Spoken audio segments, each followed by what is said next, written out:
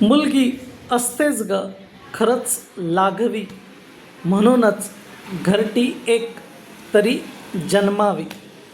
चिवचिवा हट्टाने तिच्या सारं घर भरतं, खुळावलेले घर तिच्या भोवती फिरतं.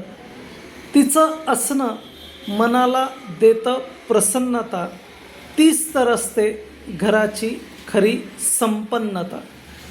तीच घेते आईच्या मनाचा अचूक ठाव, कळतात तिला चेहऱ्यावरचे सूक्ष्म भाव. तिच्या स्पर्शातली जादू म्हणजे जिभेवर साखर, विरघळत बापाचं काळीजही खनकर. असतेच ती मुळात स्वभावाने चाणाक्ष, घरातल्या सगळ्यांवर असतं तिचं लक्ष.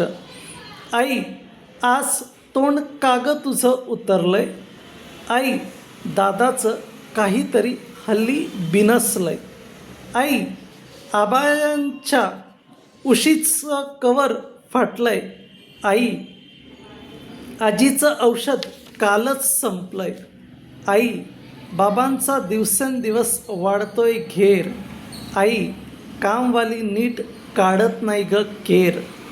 होऊ देत मोठी ती आणि तिची सारी स्वप्न, सोडवू दे तिलाच पडलेले सगळे प्रश्न. पंखातील बळावर घेईल ती क्षितिज भरारी, तू मात्र कच न खाता कर मनाची तयारी.